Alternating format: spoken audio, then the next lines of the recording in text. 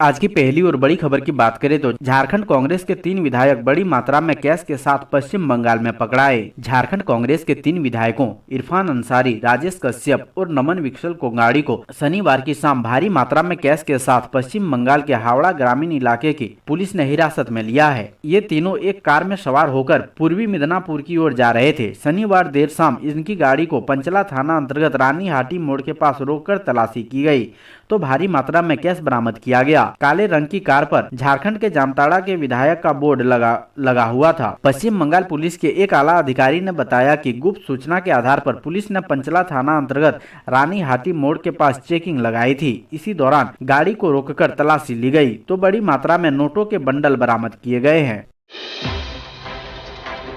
अगली बड़ी खबर की बात करें तो अपनी नहीं बोकारो के ठेकेदार की गाड़ी लेकर पश्चिम बंगाल गए थे कांग्रेसी विधायक, करोड़ों कैश के साथ धराए। पश्चिम बंगाल में जिस गाड़ी में झारखंड कांग्रेस के 3 विधायक पैसे के साथ पकड़ाए वो गाड़ी बोकारो के ठेकेदार नईम अंसारी का है। गाड़ी नंबर JH09AQ0016 नईम अंसारी के नाम पर है। ठेकेदार की गाड़ी पर विधायक का बोर्ड लगाकर तीनों विधायक पश्चिम बंगाल में सफर कर रहे थे। बता दें कि पश्चिम बंगाल में हावड़ा जिले के पंचला थाना इलाके के रानी हाटी मोड़ के पास झारखंड के जामताड़ा से कांग्रेस विधायक इरफान अंसारी की फॉर्च्यूनर गाड़ी संख्या JH09AQ0016 से भारी मात्रा में कैश बरामद किया गया है।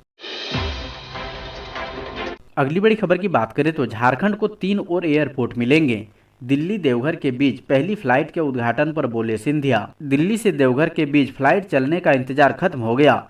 शनिवार को केंद्रीय नागरिक उड्डयन मंत्री ज्योतिरादित्य सिंधिया और केंद्रीय राज्य मंत्री जनरल वीके सिंह ने पहली फ्लाइट को हरी झंडी दिखाकर रवाना किया। बीजेपी सांसद राजीव प्रताप रूढ़ी और आशुतोष शेखर इस फ्लाइट के कैप्टन थे। इस दौरान केंद्रीय मंत्री सिंधिया ने बताया कि सरकार झारखंड में 3 और हवाई अड्डों पर काम कर रही है। एयर इंडिगो दिल्ली और देवघर के बीच रोजाना उड़ानें संचालित करेगी। इंडिगो का A320 neo 180 seater twin turbofan engine यात्री विमान इस रूट पर सेवाएं देगा। सिंधिया ने कहा, हम झारखंड में 3 और हवाई अड्डों बोकारो, जमशेदपुर और दुमका पर भी काम कर रहे हैं। झारखंड में हवाई अड्डों की कुल संख्या 5 हो गई है। हमने झारखंड को जोड़ने वाली 14 नए रूट की घोषणा की है।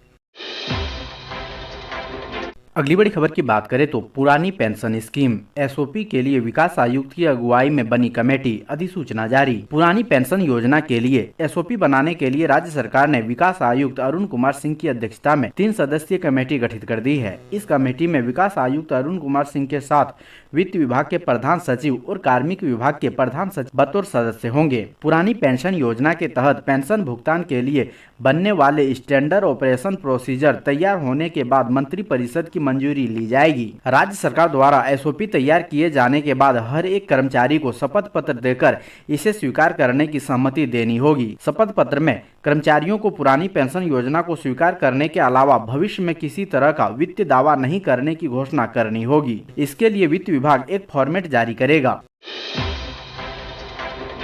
अगली बड़ी खबर की बात करें तो रांची में नाबालिग से दुष्कर्म और हत्या के आरोप में 5 गिरफ्तार। झारखंड की राजधानी रांची में 15 वर्षीय किशोरी से दुष्कर्म एवं हत्या के मामले में 4 लोगों को गिरफ्तार कर लिया गया है और एक किशोर को हिरासत में लिया गया है। पुलिस ने शनिवार को यह जानकारी दी। एक वरिष्ठ अधिकारी ने बताया कि 9वीं कक्षा की छात्रा का शव 23 जुलाई को रांची के लापुंग थाना क्षेत्र में धान के एक खेत से मिला था। पुलिस अधीक्षक नौशाद आलम ने कहा, हमने मामले में एक नाबालिग को हिरासत में लिया है और 4 लोगों को गिरफ्तार किया है। आरोपियों ने अपना अपराध कबूल कर लिया है। आलम के मुताबिक पीड़िता अपनी बहन के साथ धान के खेत में काम कर रही थी। उसकी बहन दिन का काम खत्म करके घर चली गई। पीड़िता ने उससे कहा कि वो अपना काम पूरा करने के बाद घर वापस लौटेगी। उन्होंने कहा, आरोपियों ने पीड़िता को खेत में अकेले पाया। उन्होंने बारी बारी से उसके साथ बलात्कार किया। जब लड़की ने विरोध किया तो उन्होंने पहले उसकी गला दबाकर हत्या कर दी और फिर चेहरे को पत्थरों से कूच दिया। अगली बड़ी खबर की बात करें तो पैसा लेकर PM आवास नहीं बनाने पर कार्रवाई की चेतावनी। मानगो नगर निगम क्षेत्र में दर्जनों लोगों ने PM आवास बनाने के लिए सरकार से राशि ली है, लेकिन आवास का निर्माण नहीं कराया। अब नगर निगम के कर्मचारी ऐसे लोगों के घर घर जाकर जांच कर रही है। झारखंड नगर विकास विभाग के आदेश पर मानगो नगर निगम में PM आवास नहीं बनाने के कारणों की जाँच शुरू हुई है। सिटी मैनेजर के अनुसार योजना से रकम लेने के बावजूद PM आवास नहीं बनाने वालों के खिलाफ कार्रवाई होगी।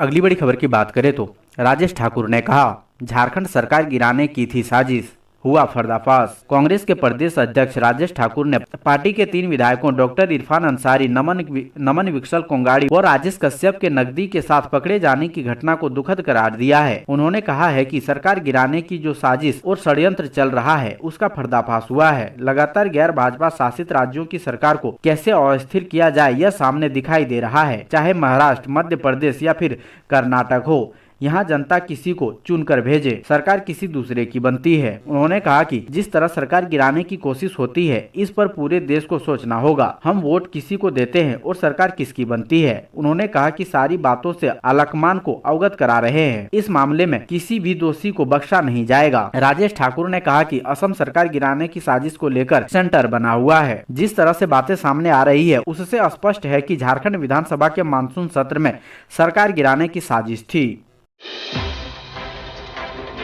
अगली बड़ी खबर की बात करें तो रांची चौपन एक्सप्रेस का दोबारा परिचालन शुरू, रांची बनारस को भी मिली हरी झंडी। राजधानी रांची से चौपन की ओर जाने वाले यात्रियों के लिए अच्छी खबर है। रांची से चलने वाली एक्सप्रेस रांची बनारस एक्सप्रेस को रेलवे ने हरी झंडी दे दी है। इसके अलावे कुछ और भी ट्रेन है जिनको दोबारा चलाने का आदेश मिल गया है। इससे पहले इन ट्रेनों का परिचालन तकनीकी कारणों से रोका गया था। एक बार फिर इन ट्रेनों को चलाने को लेकर रेलवे की ओर से हरी झंडी मिलने के बाद रेल मंडल ने इसके संबंध में जरूरी कदम उठाना शुरू कर दिया है। अगली बड़ी खबर की बात करें तो कांग्रेस का आरोप, हेमंत सरकार को गिराने के लिए बीजेपी के तीनों विधायकों को दिए पैसे। पश्चिम बंगाल में झारखंड के 3 कांग्रेस विधायक भारी मात्रा में कैश के साथ पकड़े गए हैं। इसकी सूचना मिलते ही झारखंड कांग्रेस में खलबली मच गई है। झारखंड कांग्रेस के कार्यकारी अध्यक्ष बंधु तिर्की ने इसको लेकर बीजेपी पर निशाना साधा है। ANI से बातचीत में बंधु तिर्की ने कहा कि सरकार को अस्थिर करने की कोशिश भाजपा के स्वभाव में है। हेमंत सरकार के खिलाफ भी ऐसा ही किया जा रहा है।